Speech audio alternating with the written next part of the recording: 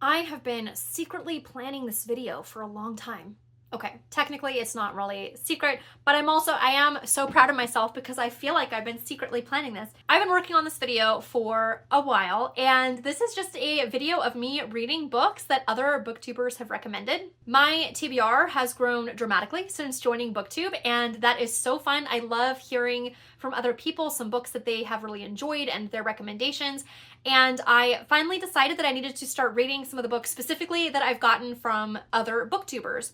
So I made a picker wheel for a bunch of different titles. So some of these books you might have seen in some of my wrap-up videos, and I would put them in the graphics but not talk about them in those wrap-up videos because I knew I was planning for this video in which I would talk about them some more. So I am going to spin the wheel and see what book is recommended for me next.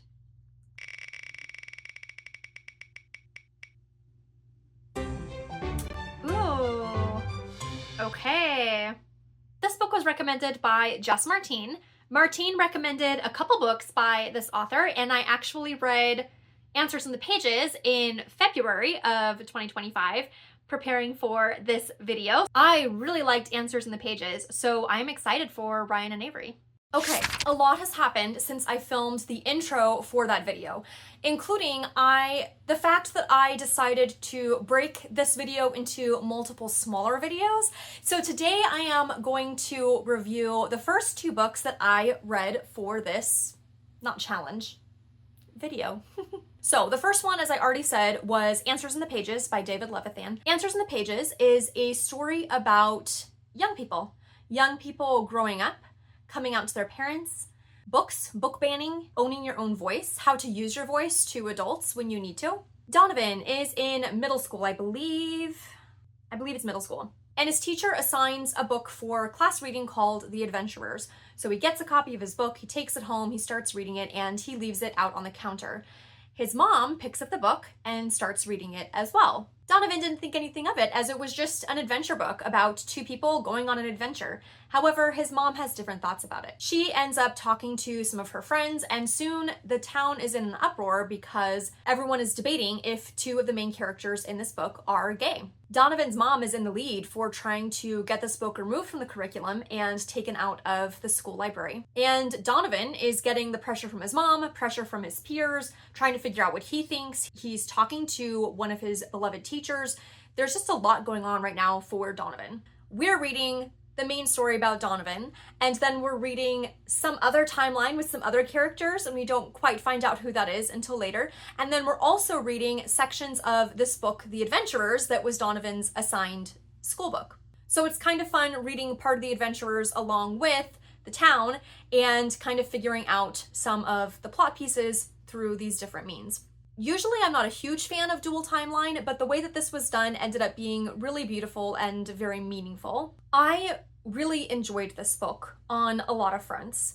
I really appreciated the way that it was written about a middle grader and for a middle grade audience, but even as an adult, I took away a lot of things from it. The topic of book banning is highly relevant right now, unfortunately, and seeing book banning through the eyes of a middle grade student and seeing queer books being banned through the eyes of queer characters in these books, it was all done, in my opinion, in a very beautiful way, and opening the door to what these conversations are like for young people and also for adults when we're on the front lines oftentimes of banning books or speaking out against banning books. As an adult, thinking about how this affects young people, how it affects the community, how it affects queer people, how it affects minorities, how it affects people's brains. Like, there's so many facets to this, and I felt like this was done really well in bringing in so many of those facets in a middle grade level.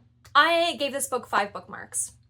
So when I spun the wheel and another book by this author came up, at first I was like, oh, that's interesting, but I was really excited, and I actually liked this book even more than I liked Answers in the Pages. So the second book that I read by this author was Ryan and Avery. And it is about two characters, Ryan and Avery, and their love story. Different chapters cover different dates that they went on. So it started out, I don't remember. It was not their first date. It started on like their 8th or 10th date. And then we had a chapter about their 6th date and then their first date and all of different dates that they went on. And at first I was like, why is the author jumping around in the order of the dates? But it actually made so much sense as we were going, and the way that the author gave out different pieces of their story, of their individual stories, of their relationship together.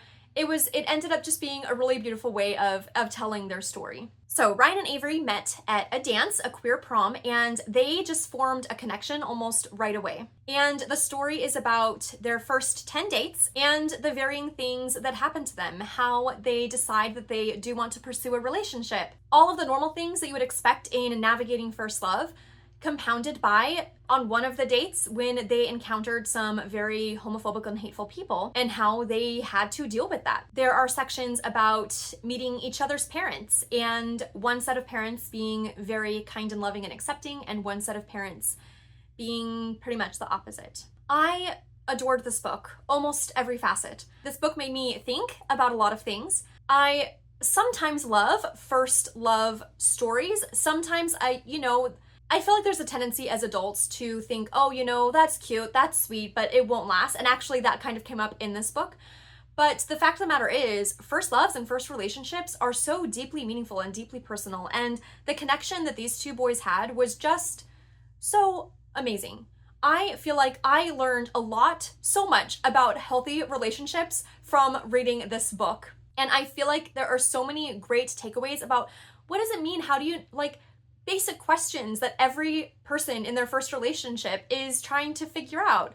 What am I feeling? How do I communicate that to this person? How do we navigate the conversation about what we want to do or not do physically? How do we handle people in our lives that are not necessarily kind to us? I feel like it dealt with so many important facets of first relationships, and also so many important conversations and things that are extra challenges that they had to deal with as a queer couple.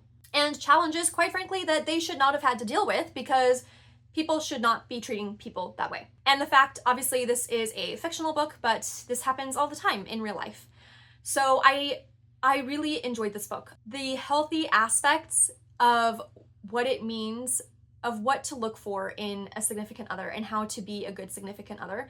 So many things that I was not taught as a young person that I really loved. I really enjoyed this book. And I feel like it was a really great way to get the perspective of queer people in a queer relationship. So there are the first two books that I read from my BookTuber recommends section of books. I am so glad that Martine talked about these books. I so far have not read anything else by this author, but I'm pretty sure he has some other books. Oh yeah, he's got quite a few books. So I definitely would be interested in reading more by him, and definitely check out Martine's videos on this. I will link to them in the description below. And until next time, happy reading.